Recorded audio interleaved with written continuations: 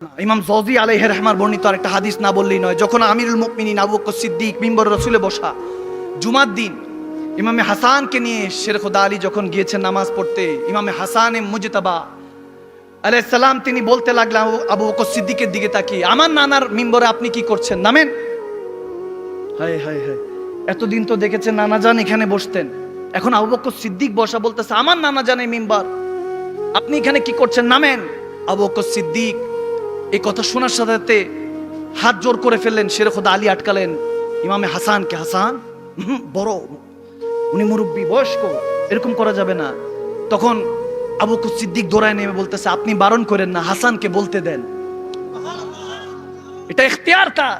দৌড়ায় আসলো, বলতেছে আবু বকর সিদ্দিক মিম্বর থেকে নেমে ইমামে হাসানকে বলতেছেন হাযা হাদিসুন সহিহ, ইমাম জৌজি আলাইহি রাহমা সবাই মানে, দেওবন্দের আলেমরাও নাকি মানে, তিনি বলছেন হায় হায় হায়, বলতেছেন যে ইমামে হাসানের হাত ধরে, শাহজাদা হাসান, হ্যাঁ সবকিছু আপনার নানার, এই জায়নামাজ আপনার নানার, এই মিম্বার আপনার নানার, সুবহানাল্লাহ বলবেন না?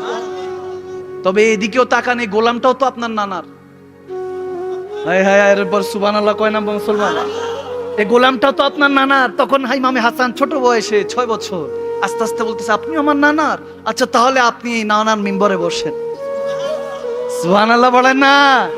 আমি চিন্তা করলাম আল্লাহু আকবার, আবু বকর সিদ্দিকের এটা, তখন হযরত ফারুক আযম ওমর ইবনুল খাত্তাব, যে ওনারই হিসাবটা কেমন ছিল, ঠিক সেম অবস্থায় ইমামে হোসাইনের ব্যাপার যখন পড়লাম যে জুমার দিন, ঠিক এরকম জুমার নামাজের দিন যখন ইমামে হোসাইন নামাজ পড়তে গেলেন, আবু বকর সিদ্দিক ইন্তেকাল করেছেন, ওমর ইবনুল খাত্তাব ফারুক আযম ওই দায়িত্বে বসেছেন, আমিরুল মুমিনিন যখন মিম্বরের রাসূলে দাঁড়িয়ে খুতবা দিলেন, ইমাম হোসাইন হঠাৎ করে সেই 6 বছর বয়সে আবার ভাইয়ের মধ্যে প্রশ্ন করে বসলেন, এই ওমর আমার নানার মিম্বরে কি করছেন, নামেন। তিনিও দৌড়ায় নেমে গেলেন। এবার আর শেরে খোদা আলী আটকাইতেছে না, বলতেছে হাসান তো ঠান্ডা, তারপরও আটকানো যায়, হোসাইন তো গরম, ঠান্ডারে যেহেতু আটকাইতে পারি নাই, আবু বকরও ঠান্ডা মেজাজের জামাল, হাসানও জামাল, কিন্তু এখানে হোসাইনও জালাল, ওমরও জালাল, জালালকে ঠিক করতে জালালি লাগবে, জামালিয়াত এখানে আসবে না। মওলা আলী চুপ খামোশ বসে আছেন, তারপরে একটু ধরেছেন যে হোসাইন ইশারা দিয়েছেন, এরকম করে না, মুরব্বী ইশারা দিয়েছেন। হযরত ওমর বলতেছেন আলী ভাই আমার, আপনি হোসাইনকে আটকায়েন না, বলতে দেন, এই না বললে কিভাবে সার্টিফিকেট পাবো, গোলামি যে করেছি এটা যে কবুল হয়েছে এটা বুঝবো কিভাবে? সুবহানাল্লাহ।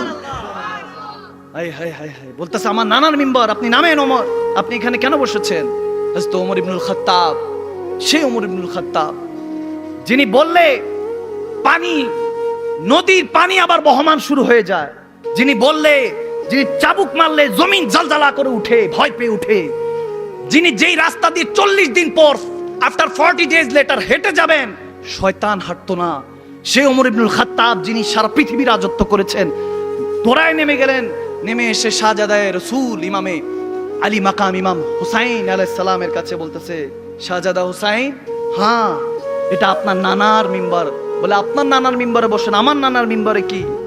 তিনি বলতেছেন আমার নানার কোনো মিম্বার নেই, সবই আপনার নানার, যা খাই আমরা মুসলমান বান্দা সবাই আল্লাহর বান্দা, রাসূলের উম্মত সবাই আপনার নানার সাদাকায়, যা কিছু, আমার নানার কোনো মিম্বর নেই।